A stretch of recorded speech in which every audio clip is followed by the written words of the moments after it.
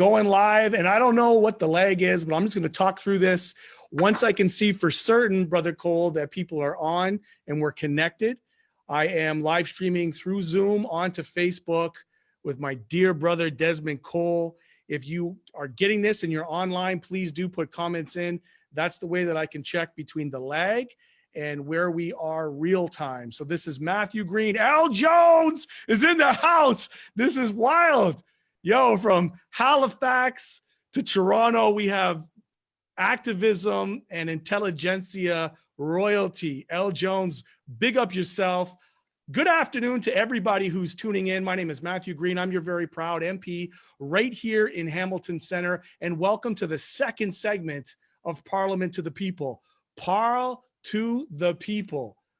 It's a daily program that we are hosting every day at 3 o'clock, featuring live and direct conversations on themes that are important to the political topics that we're facing today. We're having thought leaders, we're having business leaders, we're having political activists, elected officials, folks from nonprofit. I am committed to connecting people to the process of government. And of course, the most important element on Facebook is we have you, the viewers who are watching, who have the ability to engage with us through the live stream. Shout out to Cameron and everybody else who's going to be turning in. There's a little bit of a lag, but we're going to roll through this. Today's very special guest is an award-winning journalist, radio host, activist, and best-selling author of the book, The Skin We're In. Let me say that again. The best-selling author of the book, The Skin We're In, my dear brother. And when I say comrade, let me tell you what that means. Comrade means Desmond Cole is somebody that I have been working with, that I have known for close to a decade. A decade. And when you're in these spaces, of confronting power, today's topic, by the way, the disrupting and distribution of power. Very important topic in the age of COVID.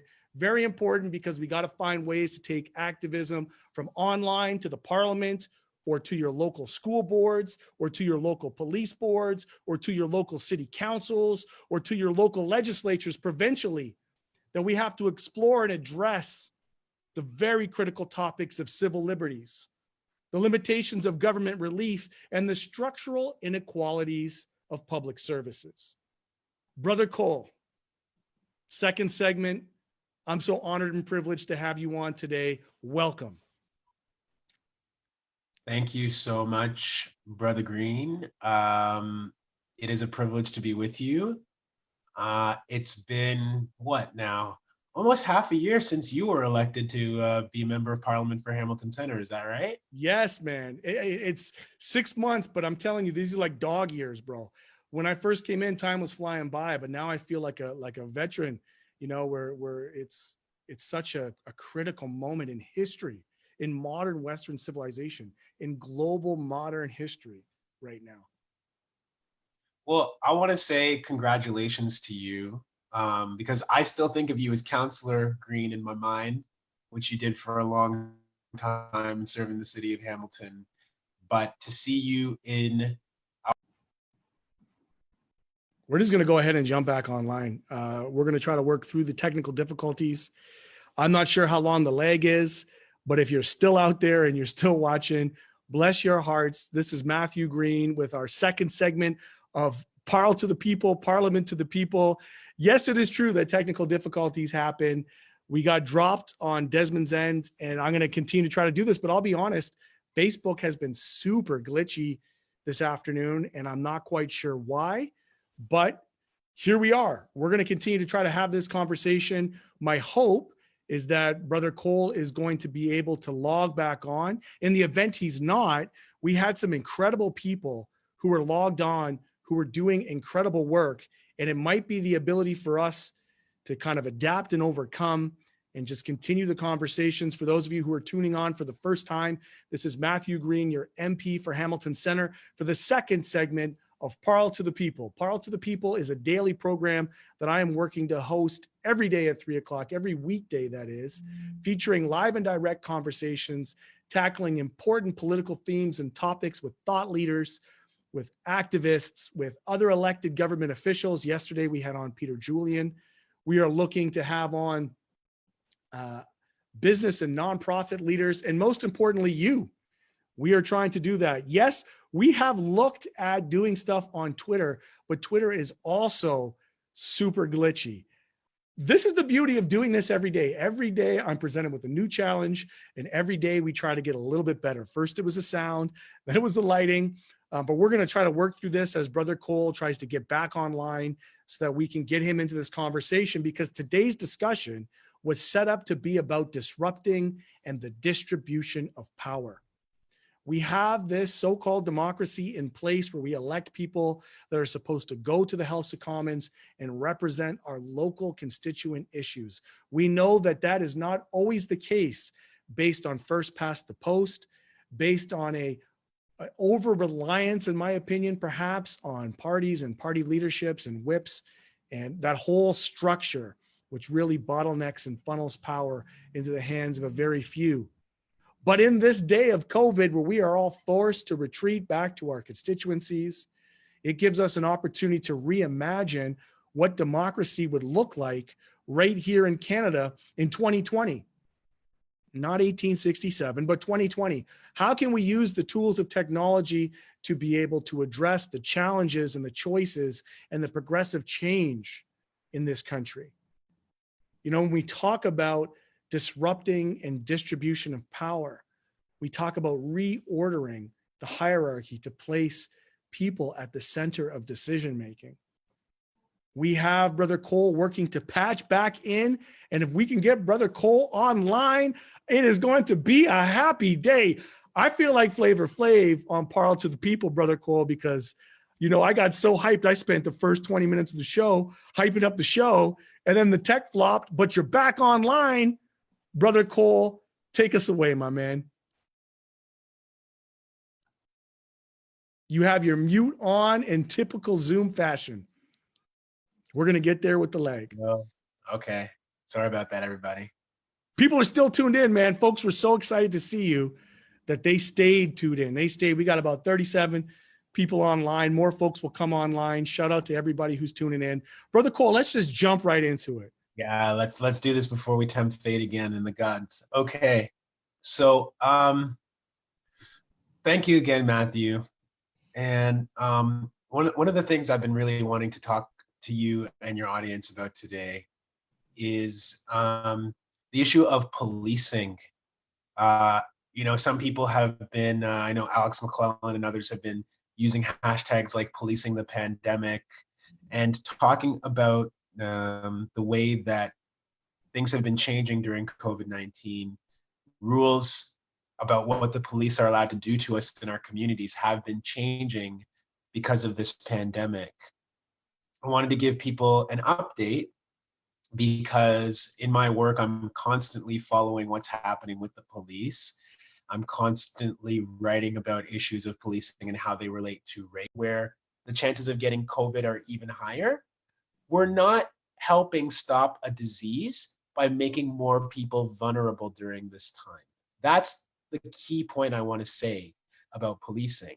These tactics don't work, but I've seen in my own neighborhoods in Toronto, like I said, groups of 4 and 5 men in a huge public space going to find 1 or 2 people who are in that park and saying you shouldn't be here, and getting right up close to them and giving a really better chance of transmitting this disease. Now, if you go out, it's counterintuitive. It's completely counterindicated. Well, but not if you think that your job is to police the disease. If your job is to treat and prevent the disease, you wouldn't do that. If you saw somebody in a place where they were being in danger, you would simply verbally tell them from a distance, you should go home. Mm-hmm. You wouldn't approach them, write them a ticket, punch them, hold on to them, get up in their face when you're talking about a communicable disease. In the exact same way that we had to fight against transit inspection going on when COVID was announced.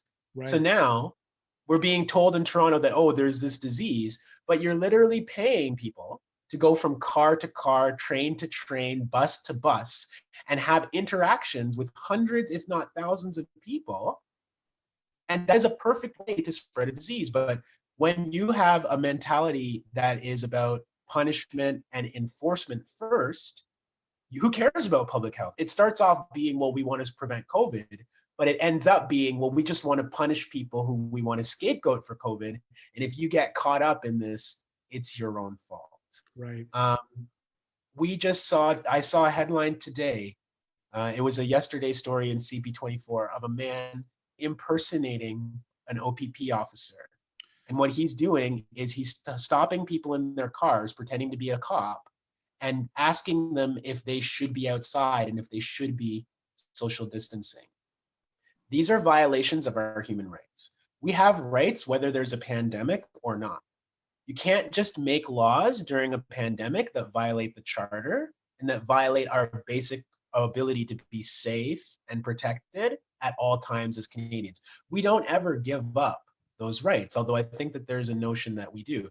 And I saw something that I did want to also bring up that was particularly distressing to me out of Waterloo Region. Waterloo Regional Police, through their police board, have just said that they now reserve the right to look up your medical history to see if you have COVID before they approach you in the street. So this is what we've come to now, is that one police board in Ontario has decided, you know what would be really good? We should be able to see your medical files to know what kind of a disease you have before we approach you. This really brings me back to like the AIDS Yes. pet crisis in the 80s and 90s, and the way that police officers became obsessed, especially with Black people, again, of being like, yeah, I want to touch you, I want to grab you, I want to arrest you, but I don't want your bodily fluids on me because I don't know how AIDS gets transmitted, but I'm afraid that you'll give it to me if I touch you. Now, these are all interactions with police and the community that don't need to happen. Mm-hmm. The lesson here is that during a pandemic, we need to be distancing everyone, including police, including law enforcement, including bylaw officers and fare inspectors. There are no exceptions for distancing in a state of pandemic.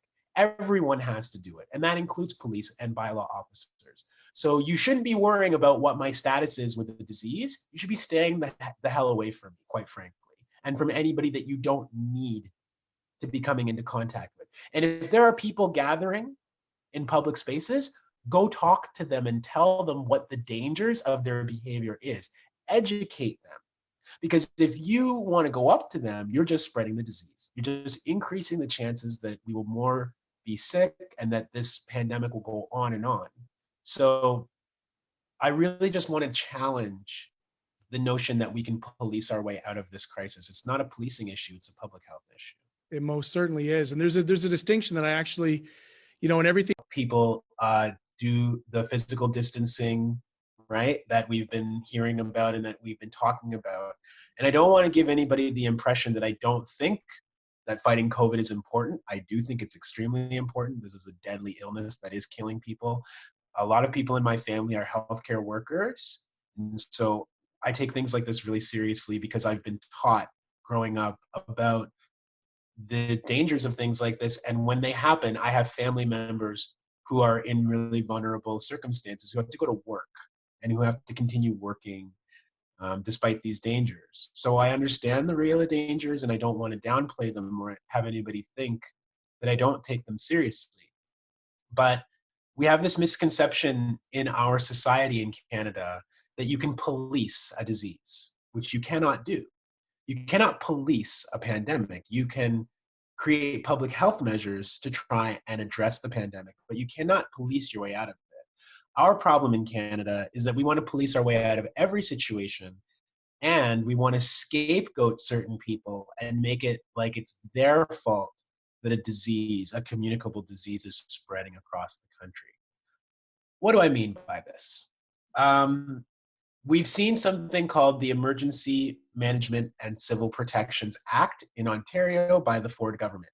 Every province has done something like this, but I'm talking about what we've done here in Ontario. This Emergency Management and Civil Protections Act gives the government the power to say, stop you if you're in public and tell you that you're not allowed to be in public under certain circumstances, that you're not allowed to be in public if you know you've been infected with COVID-19, that you're not allowed to be in public if you're too physically close to another person, that you're not allowed to be in public just kind of hanging out in big groups of people.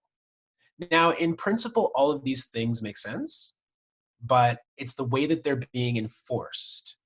And from the moment that these rules were announced, I was starting to worry, how are they going to be enforced on our community as Black people primarily, who are always being stopped and harassed by the police for no reason? When you expand police powers and say you're going to police this disease, how does that affect Black people? How does that affect Indigenous people? How does that affect homeless people?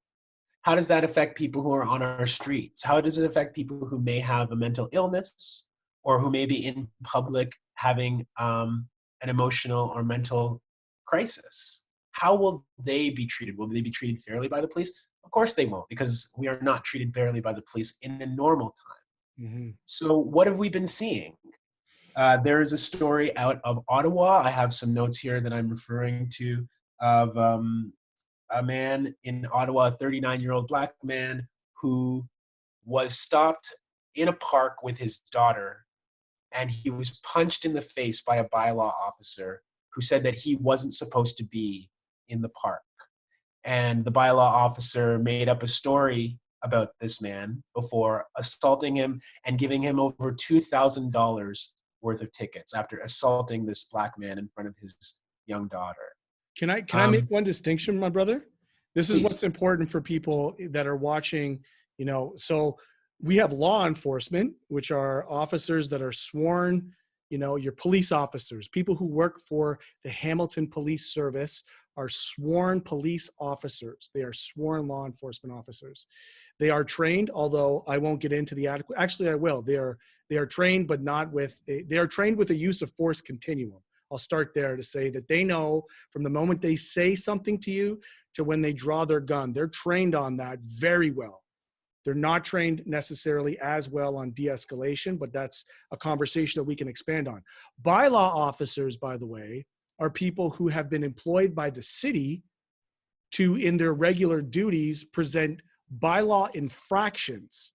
They are not trained law enforcement officers in that regard. They do not have the adequate training to be frontline public health, whether you say enforcement or policing conduits, because they simply do not have the training by the virtue of their very job.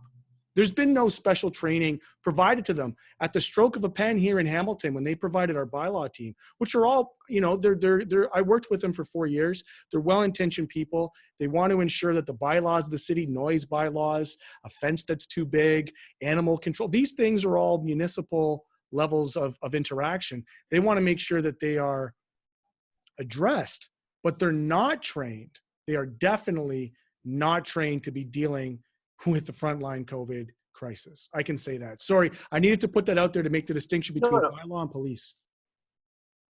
And I think that we should be honest with ourselves and say that, I'll say this, the police are not trained to do any frontline healthcare interaction or engagement either.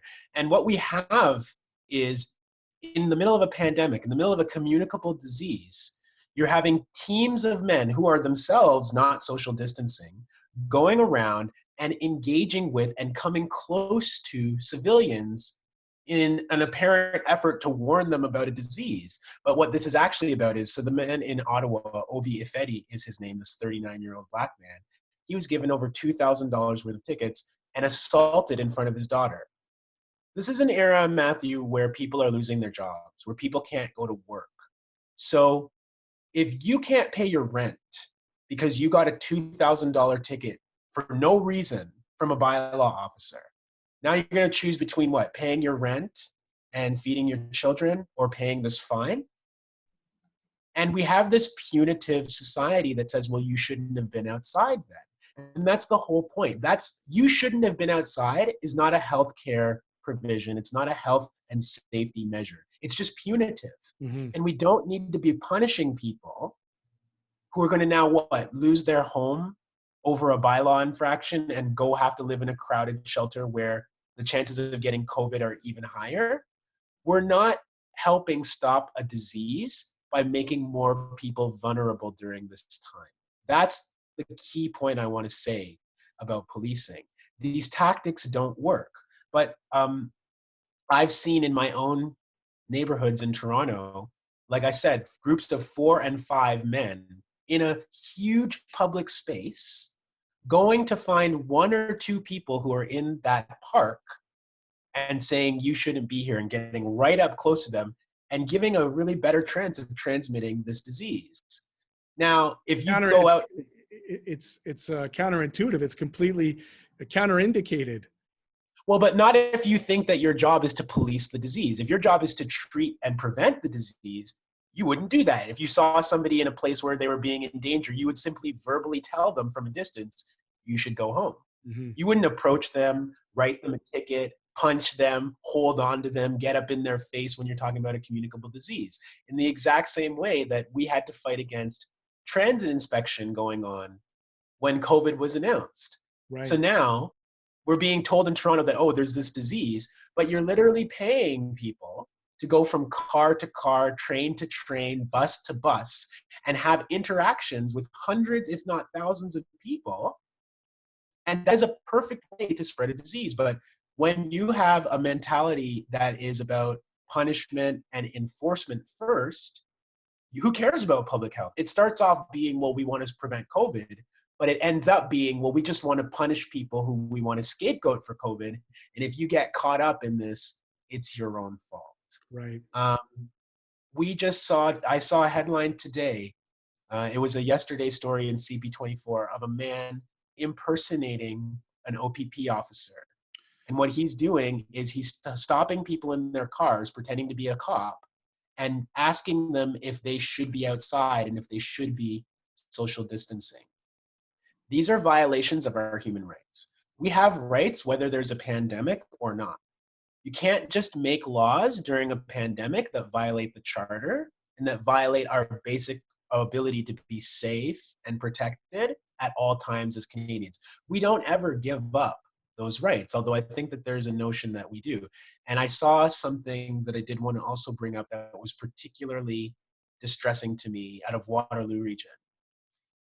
Waterloo Regional Police, through their police board, have just said that they now reserve the right to look up your medical history to see if you have COVID before they approach you in the street. So this is what we've come to now, is that one police board in Ontario has decided, you know what would be really good? We should be able to see your medical files to know what kind of a disease you have before we approach you. This really brings me back to like the AIDS pet crisis in the 80s and 90s, and the way that police officers became obsessed, especially with Black people, again, of being like, yeah, I want to touch you, I want to grab you, I want to arrest you, but I don't want your bodily fluids on me because I don't know how AIDS gets transmitted, but I'm afraid that you'll give it to me if I touch you. Now, these are all interactions with police and the community that don't need to happen. Mm-hmm. The lesson here is that during a pandemic, we need to be distancing everyone, including police, including law enforcement, including bylaw officers and fare inspectors. There are no exceptions for distancing in a state of pandemic. Everyone has to do it, and that includes police and bylaw officers. So you shouldn't be worrying about what my status is with the disease. You should be staying the hell away from me, quite frankly, and from anybody that you don't need to be coming into contact with. And if there are people gathering in public spaces, go talk to them and tell them what the dangers of their behavior is. Educate them. Because if you want to go up to them, you're just spreading the disease. You're just increasing the chances that we will more be sick and that this pandemic will go on and on. So I really just want to challenge the notion that we can police our way out of this crisis. It's not a policing issue, it's a public health issue. It most certainly is. And there's a distinction that I actually, in everything you're saying, and I think, I don't know if it comes from a liberation theory or wherever it is, but I made the, I made the statement that this is about civil liberties. And the challenge, as you know, with civil liberties is it leaves it within the purview of whatever domestic law that might be. And so a civil liberty can be given and it can be taken away, but you've situated it quite rightly as a human right, which is an inalienable feature, that human rights are inalienable to the situation or to, the context, in so much as the government giveth and the government taketh away. Well, this is the problem, is when I talk about the charter has never stopped Black people from being carded all this time. It's never protected our rights. So I can't actually believe or rely on the charter as the way of protecting myself, but people have these rights whether the government upholds them or not. You have the right to go out into your community as long as you're being safe and to do the things during this pandemic that you need to do. And while police officers are policing these humongous green spaces with 2 or 3 people in them, you go down to Bloor Street near Christie Pitts Park, where I saw this happening, and there are dozens of people on the street. And if you're engaging in commerce and shopping, nobody comes up to you and tells you to social distance, right? So the people who are the ones and twos in the park that are getting tickets are being scapegoated. Probably some of the most dangerous places in our communities right now are our sidewalks, where people refuse walking to create space for one another, and our grocery stores, where people have to go to shop. And so this brings me to other things that I think have become apparent in this crisis. Our streets are designed for cars. They're not designed for human beings. So if I want to take a walk now, Matthew, and I don't want to get too close to somebody else, there's actually not enough space on the sidewalk for both of us to cross each other and keep 6 feet or 2 meters apart. One of us has to go into the road. And so we've been hearing advocates who have been talking about things like pedestrian clearway and the need for people with a motorized scooter or a chair to have more space. You see, all the things that they've been saying make way more sense now and apply during this pandemic, that the roads need to be narrowed and the sidewalks need to actually be broadened out in general. It's good for the pandemic, but it's good in general. Yes. So that people can have more space. The way that we've designed our communities doesn't actually work for people, it works more for cars. And I think all these common sense initiatives that we should have been thinking about when it comes to accessibility, they're becoming much more clear. And I would say that about the pandemic in general. Stuff that we should have been doing to take care of people all this time are becoming so much more obvious because of COVID-19, because of the need for physical distancing, because of the need for community supports that we're going to talk about, where people need income supports and people need free transit and things like this. We always needed them. But it seems that in the crisis, suddenly governments that told us that they could not provide these things are now starting to come around. We saw most recently, so in all the iterations of government programming, beginning with the first, which was a patchwork of EI that provided multiple different levels of access to EI. EI, for those of you who don't know it, you're actually paying for that through your payroll deductions. So it's not a benevolent source of taxpayer funded stuff. It's workers who put into an insurance fund and then take out of it in times of need. We knew as New Democrats that wasn't going to be sufficient. We pushed for universal basic income. We pushed for $2,000 to every household, to every person, regardless of this, the means test and the complicated ways in which liberals will try to filter people out, because we knew that in this pandemic, people needed money immediately, and there needed to be considerations if they had children and so on and so forth. So they didn't come out. They came out with the CERB, and in the CERB, the Canadian Emergency Response Benefit, they still had it so tightly means tested that so many people were left out. And here's the example that I'm sure for those of you who are tuning in, and bless your hearts for continuing.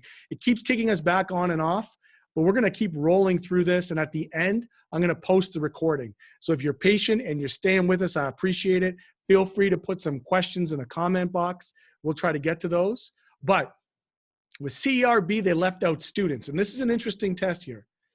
Students did a great job. Tomorrow, I'm going to have on Greg Sibley, who's one of the, the founding members of, Don't Leave Students Out. It's a group that's pushing for students to be included in the universal benefits. The government came back with $9 billion or something like that to be able to provide relief in a patchwork way to students. Indigenous communities are coming out and saying for years, for decades, well, both the liberals and the conservatives were taking Indigenous children to court for decades. They said they couldn't find the money to be able to adequately and quite rightly court ordered provide those relieves to Indigenous children. And yet here they are, they found it. And they found it quick, very quick. Yeah, let's talk about all of these things, because again, I said when we were talking about policing that there's this philosophy, number one, of enforcement, Right. that you can enforce your way out of something. But along with that, I think goes the philosophy that even in a pandemic, not everyone needs or deserves to be kept safe and taken care of. So if you are going to give people money in the recognition that businesses have closed, in the recognition that especially people who work in food service industry, I mean, I won't even start naming the list because so many people have lost employment, right? You should be just providing a universal benefit to literally every single Canadian for the duration of this period. And there should be a minimum amount that everybody gets that nobody falls beneath. But we've seen these disparities before. And so what the government's trying to do now is continue them. So simple example, Matthew. What does a single person on Ontario Works get a month when they don't have any dependent children, when they don't have any other folks taken care of? You're going to get about 800 or 850 bucks a month Less, from man. the, I it's a think it's like little less 7. than that. Yeah, bro. Right. And it's 1,200 So, on ODSP. right. But now, when somebody is said to have lost their job because of COVID, the government's like $2,000. So how is it that somebody who's on Ontario Disability or on Ontario Works only needs $700 to $1,200 a month, but somebody who we presume to have been working, who is like a good citizen, gets $2,000? That doesn't make any sense. Everybody should be getting a floor amount, and actually people who have disabilities and different needs should be getting more than that. And it's always been the case, but this is one of those things that's getting exposed. You mentioned students. So CERB is $2,000 for a worker, but if you're a student, who could also be a worker, by the way, the government is now saying, I think, up to 1,700 60%. They're saying right. that students are only worth 60% of what the other, entitlements have been proposed. Which is really weird, right? Because again, why doesn't everybody just get the same amount? It doesn't make any sense. But student groups have been fighting, and international students in particular are a group of folks who are getting left out. So this idea is, if you're a Canadian, whatever that means, you deserve to have more money during like a global pandemic than somebody who comes here as an international student and who actually pays more money into this system of education than a domestic born person does. So this is an opportunity, once again, to scapegoat and to say that some people deserve protection and others don't. And I'm really not for it. And I've seen this with public transit too, Matthew. So you folks out in Hamilton in your local transit, Right. you decided that the local municipality decided that, you know what, we're just going to make transit free for the time being, because trying to have people come in and put their change in the change thing at the front of the bus and interact with the driver, it's not safe. No. And it's actually faster and easier to just have everybody board at the back of the bus and don't worry about your fare right now, we got you. That's how it should be at all times, not just during a pandemic. But we've seen that in Halifax, in my hometown Oshawa and Durham region, in Montreal, in Hamilton, in Guelph, in all kinds of places. Transit's free. Mm-hmm. So my question is, first of all, why isn't transit always free? But secondly, who is it not free for? So in Toronto, we didn't do free transit. There's still this expectation that you're supposed to pay. And Wheel-Trans, our transit for people with disabilities in Toronto, is not discounting or giving free transit at this time. So for the people who actually really need it the most, this idea of relaxing things is not in effect. And I think we really need to pay attention to that, because again, you can't care for some people during a global pandemic and say we'll be good if we take care of this group of people over here, but not everybody in general. There's a cynical argument to say that if you want to protect the rich, well-to-do people, you take care of everybody, right? I'm not on that. I'm not trying to say that they should protect us because it will help them keep safe. Everyone deserves to be protected during this time. And I think that a lot of this selective help and selective benefits are exposing the kind of gaps in society that are at play at all times. It's still super glitchy. It's still going back on and off. I just keep going back on. There's people who continue to log on. So as they continue to log on, I'm going to continue to post it. But the recording is running, and the recording will be posted when this is all done. What it's done now is given me an opportunity to look at a better way to stream to Facebook. And I think I'm going to find that, and I think I might know what it is. But in the meantime, we're going to keep it rolling. We talked a little bit about how all the policies are by their very design structured to leave people out. It's a filter that this particular liberal government has chosen to use for fear that perhaps somebody who's undeserving might get some money based on the argument they won't be able to recoup it when it's done, which is ridiculous. How do we know that? Because every single tax year, if you forget to pay your taxes, guess who will come and find you and make sure they collect? Our whole system of taxation is predicated on the ability of the government's ultimate authority to be able to come in and take what it is that they feel that you owe. Things that we have called for from my office, some of the work that I've done early is calling for the automatic filing of taxes for people on fixed income, seniors who are on CPP, people who are on Ontario Works and ODSP. The reason being, the primary reason is there is $50 billion a year annually in entitlements that are unlocked just by filing your taxes. So if you can't file your taxes in the age of COVID, what does that look like in Hamilton? Well, in Hamilton, if you don't file your taxes, there's $50 million a year in benefits that do not become distributed. So here's the great hustle.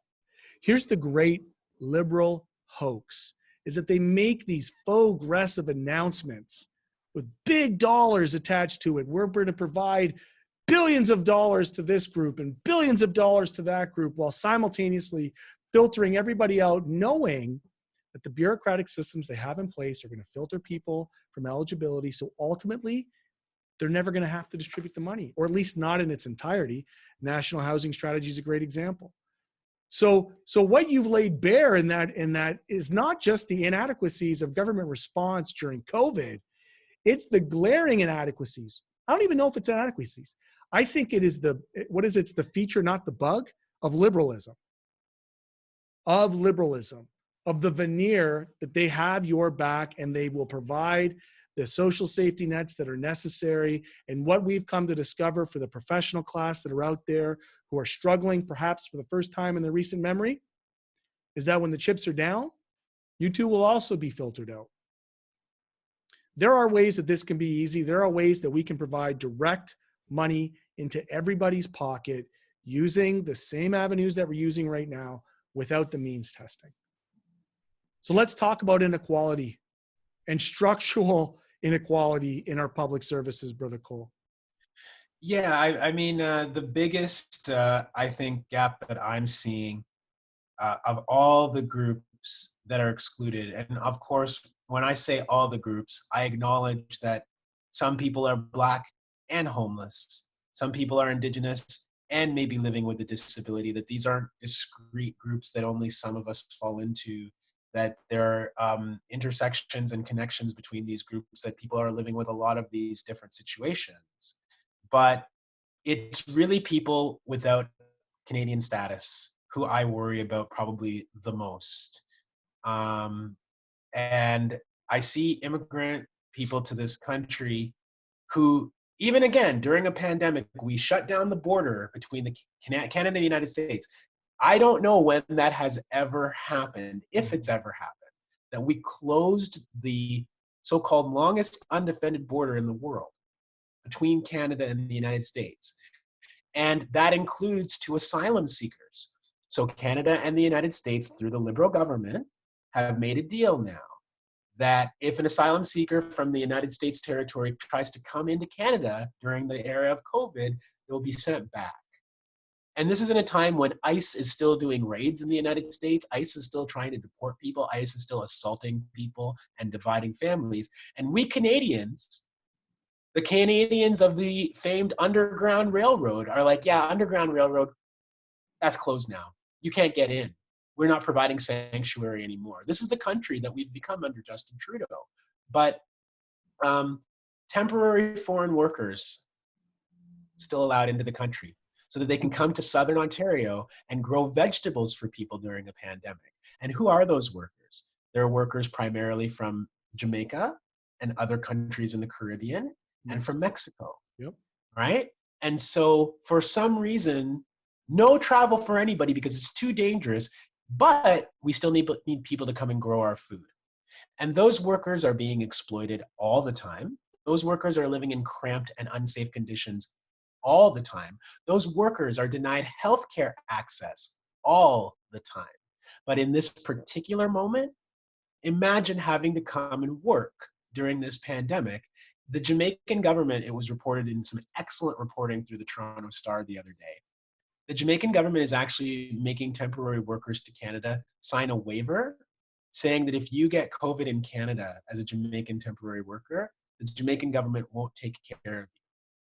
Now, then you get to this country where you're being employed, and Canada doesn't give you health benefits either. So why aren't we extending full benefits to the workers that we say are essential to grow our food?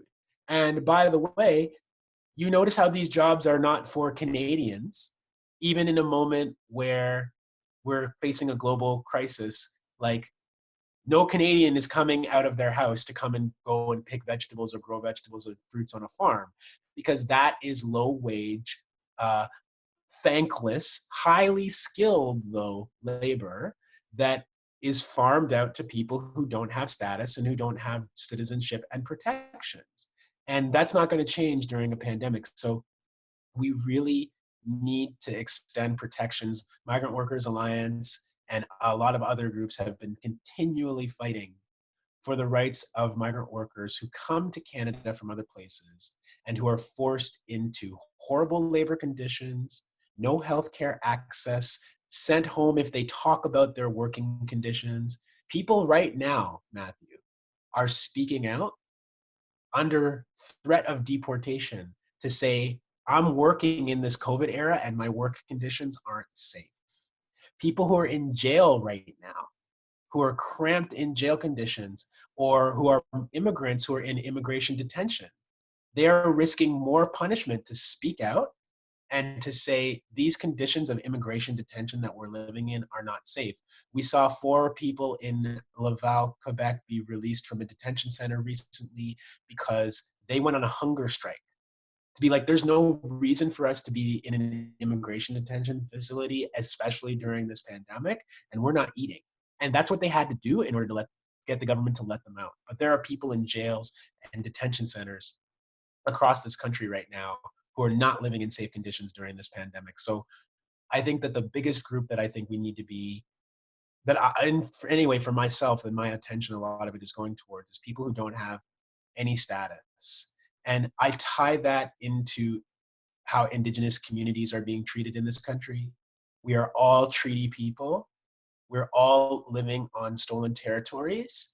And the way that our government refuses, again, as you pointed out, in normal times, to do things like equalize child welfare for kids on reserve, it's as if Indigenous peoples in Canada are lower than citizen, lower than fully fledged person, and don't deserve these benefits.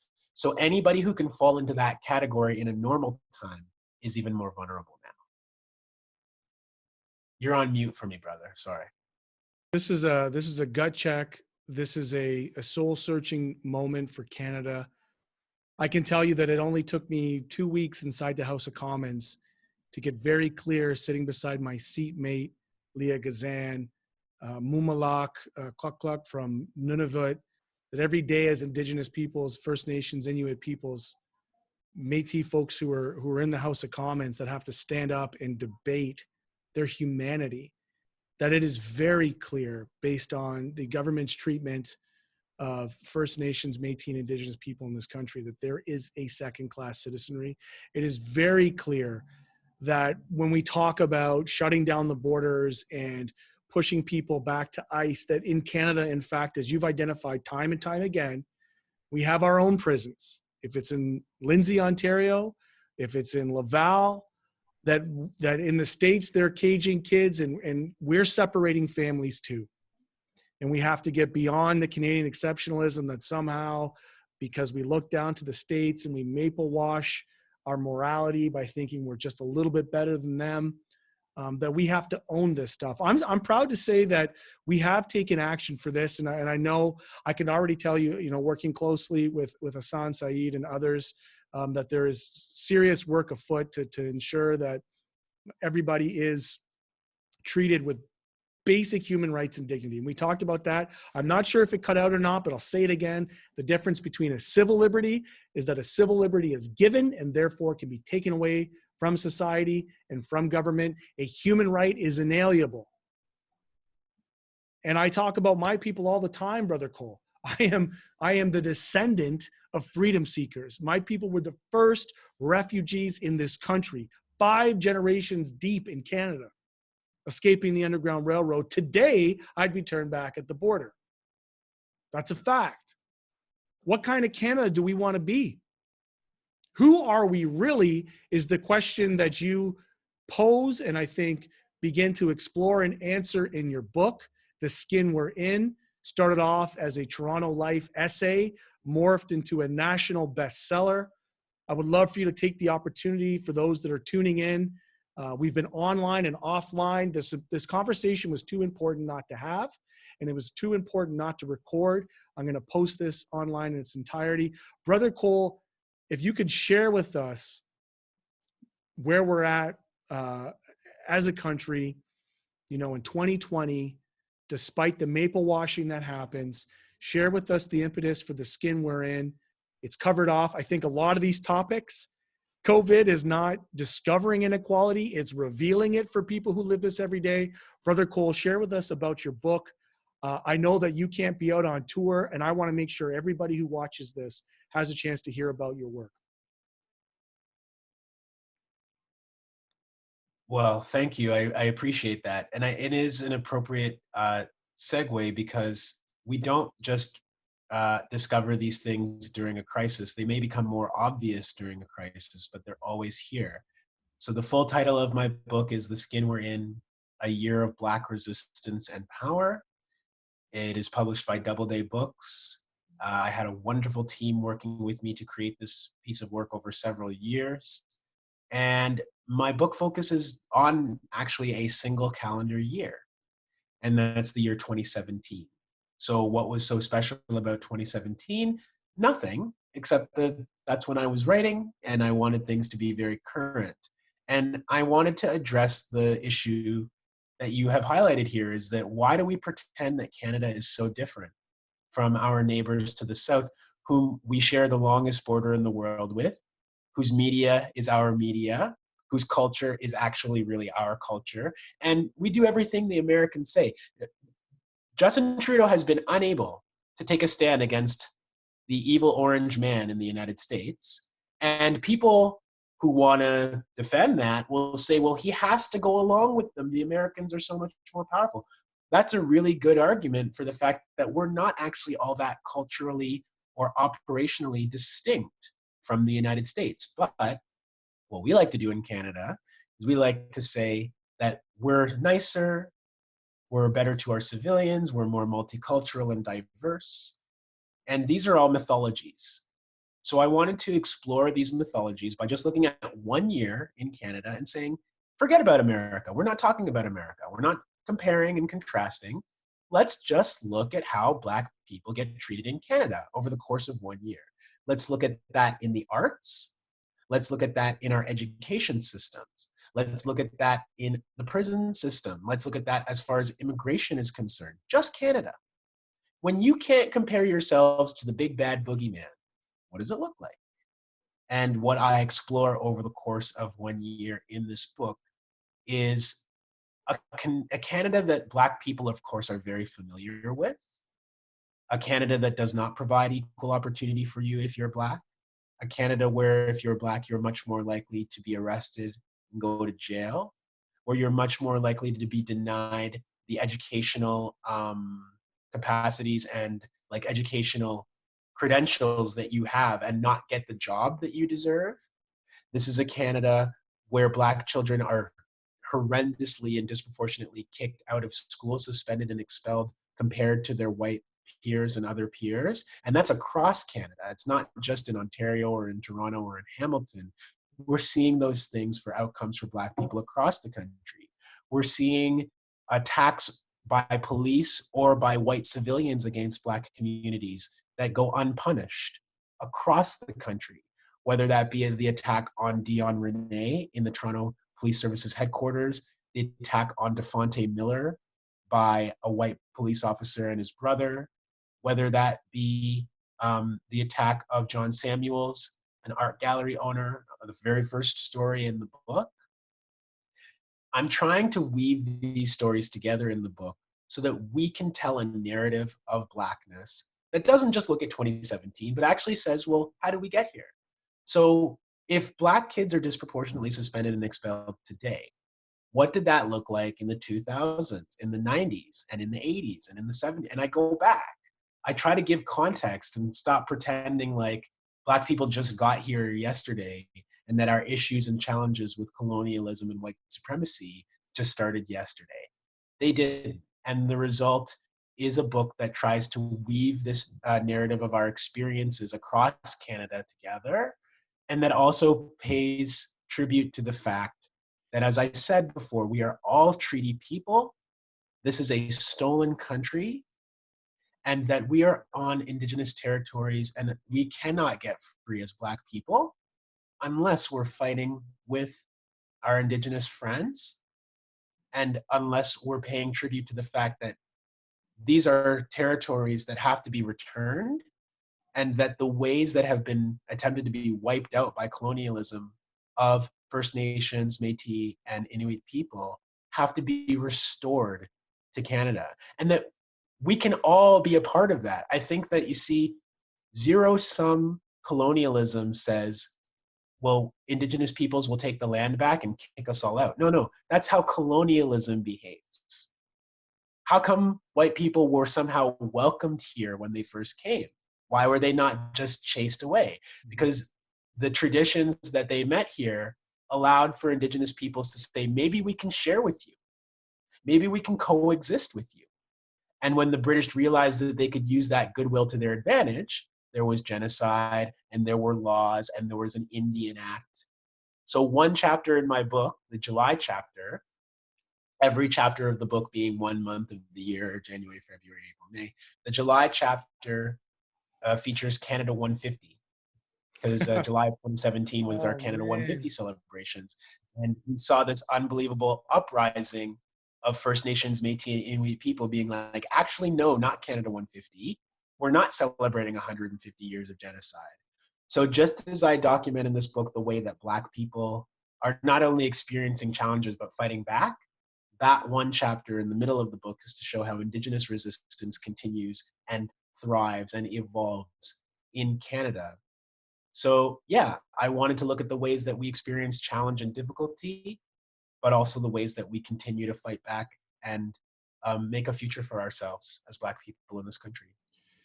You know, that's a perfect way to basically close out this conversation. And I want your thoughts on this, because what you've talked about, what we talked about in terms of the revelations that people are facing right now and the inequalities. If you look at the inequalities in terms of representation politically across the country, some folks who this conversation might not fully feel relevant for, you know, they might look at that and say, well, that was 2017. Matthew's in the House of Commons now. You know, Desmond's doing all right. Everything's okay. Every step along the way, Desmond, you have stood against brutal injustice. You have stood in the face of almost seemingly insurmountable odds and power. I want to talk about power. I want to talk about, because there's people at home right now who are looking at all of this stuff and they might have an awakening of class consciousness. They might begin to explore the inequalities around race in ways that they hadn't considered before, or ableism. They might look at the way that we treat workers or our seniors, for instance, in new ways. And when they're awakening in this conversation, I want them to be able to look to the work that you've done, to the conversation that we've had here today, as a prime example of what you can accomplish, one person, because you'll admit you're not an organizer per se. There's lots of great organizers out there that are doing different types of work. You are an unapologetic activist. You take direct action to get the goods. Why is it important in the age of this social restructuring or uncertainty that people understand that they can claim their power and that their rights as humans on this Turtle Island are inalienable? So I'll say a couple of things. It's a really good question. First of all, I am not a measure of my community. To the extent that I have been successful, whatever that means for folks, it's because the white supremacist heteropatriarchal society that we live in allows me to be successful and gives me more opportunities, even as a Black person, than more marginalized Black people in my community. So you can't hold me up or hold you up, Matthew, as an example and say, what are these Black people complaining about? Because what? Because one or two of us are allowed to be visible sometimes, while still, by the way, being kept in the corner in the places that were visible? Like, give me a break. That's not the measure of this. I'm talking about what's going on for Black, queer, and trans people in this country. I'm talking about what's going on for Black people with disabilities, for Black people who are homeless, for Black people who are immigrants, for Black people who are Muslim. Uh, Ramadan Mubarak to everybody too, by the way. I Yes. forgot to say that at the beginning, but tonight is the Tonight. beginning of Ramadan. So Ramadan Mubarak to all of our Muslim brothers and sisters out there. We love you, we see you. And this has to be a particularly hard Ramadan with the physical distancing measures where we can't see a lot of our families and stuff. So I know that this one's a particularly hard year for people, but I do want to say Ramadan Mubarak to our Muslim friends, and we wish you peace and reflection during this holy month. But if we're not measuring the way that the most vulnerable Black people are faring right now, if we're just picking the one or two who are allowed to have some visibility, that's not the work. That's not the work to me at all. That's I the am not hocus and pocus of liberalism, bro. well, I didn't ask to be held up as an example for my community. I'm just doing what I can do. I'm not a role model to anybody. I'm not a figurehead who can be a stand-in and say we must all be doing all right because Desmond got a book. Mm-hmm. That's not the measure at all. But to the broader question that you're asking, we have to fight because we're alive, because we're here, and because in the best tradition of our ancestors, I too come from enslaved people, Matt. And the unimaginable tenacity, courage, and endurance that they had to have for you and I to even be sitting here having this conversation, Absolutely. it's unimaginable. Like, we are blessed and we have an opportunity. And the things that we do see happening in Canada right now, which are providing some kind of relief or benefit for some people, they're as a result of people organizing and getting back. So those hunger strikers in the Laval Detention Center in Quebec, they made it possible for themselves and other immigration detainees to have a chance to be let out of jail during COVID because they risked their own safety in order to do that. They're an inspiration and a model for the rest of us. And we've seen in Nova Scotia and we've seen in other provinces tremendous pressure being put on the provincial and federal governments to release especially prisoners of nonviolent offenses into the community so that they're not in a cramped jail space, which is not designed for physical distancing, and where tremendous danger of COVID is exposing itself to people. That's because people have fought back. To the extent that there is even something like community benefits programs, income supplements for people, free transit. It's because of the work of advocates going back years and decades who have consistently been fighting for those things and saying, no, it actually is possible to have free transit. We have to thank people who have been saying that before for the fact that it has come into reality, even in a limited way, right now. When it comes to things like, look, we just canceled EQAO testing for kids in school. We had standardized testing that was like, oh, mandatory. You can't have an education. You can't go to post-secondary unless you do this stupid EQAO standardized testing. But in the COVID era, they're like, you know what? Let's just get rid of that. We never needed EQAO. Mm-hmm. But for those of us who have been saying that these things are disproportionately enforced, disproportionately applied, give people opportunities while denying it to others, we owe those people who have been fighting, because these are the fruits right now that we're seeing because people made those claims. Government was very happy with their very limited CERB until people were like, what the heck are you talking about? That doesn't help me. That doesn't help people over here. Only through us advocating for ourselves are we able to start seeing some of these results and start seeing some of these benefits. And what I would leave people with is there's some language that we're already seeing deployed, and you're going to keep hearing it, about how there's going to be a new normal. Right. I don't want a new normal, because what was normal wasn't working for Black people in this country and for many others. So I don't want to go back. We cannot afford to go back. We don't need a new normal. I think what we need new movements. We need new ways of governance and taking care of one another and protecting one another. We need new concepts of what it means to live in a society. We don't need a new normal. Normal wasn't working for me. I imagine normal was not working for a lot of the people who are listening to this chat today. And let us be bold and daring and believe that we don't have to just accept what's being given to us, that when this is over, gosh knows when that's going to be, we don't have to go back to the way that things were not working before, that we can actually create new opportunities and new protections and safeties for one another. I believe that. I wholeheartedly believe that. You'll be happy to know, as we've been talking, we released as a party a call on Jack Harris, who's our NDP critic for public safety and emergency preparedness, called for the appointment of a task force, which would be headed by a federal court judge, to ensure that Correctional Services Canada and the Parole Board are taking all the steps to quickly identify and prioritize potential candidates for early and safe release from prison. We have to do that, and I would say that we have to do that after this pandemic is deemed to be over and when everybody thinks that it's safe again. We cannot go back to re-incarcerating people for no reason in this country. Indigenous people are 30% of the federal prison population, Matthew. This is an apartheid country that still has an Indian Act that says that First Nations, Métis, and Inuit people are actually a different class of human being than everybody else. So then going back to normal means going back to 30% federal incarceration rates for Indigenous peoples, as one example. And they only make up 3% of the population for the people who are watching. And Black women are the fastest growing population in the federal women's prison system. Black women are. And so we've heard terms like diversity used to be described the fact that there are more Black women in prison now. That's now called the diversity.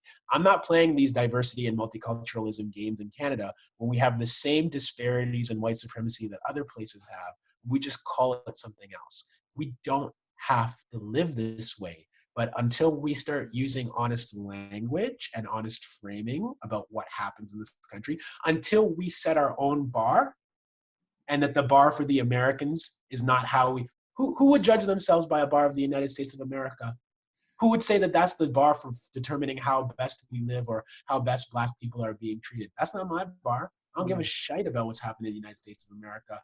I want us to set our own standard, and that standard have to be high, high, high. Absolutely. My brother Desmond, I think there's room now in a future conversation around liberation and liberation theory, around abolition and abolition theory, and how we can put that into practice. But for the time being, thank you to everybody who got a chance to tune back in as we post this full interview and its completion for those who stayed online while we were getting kicked on and off. This is Matthew Green for our second segment of Parliament to the People.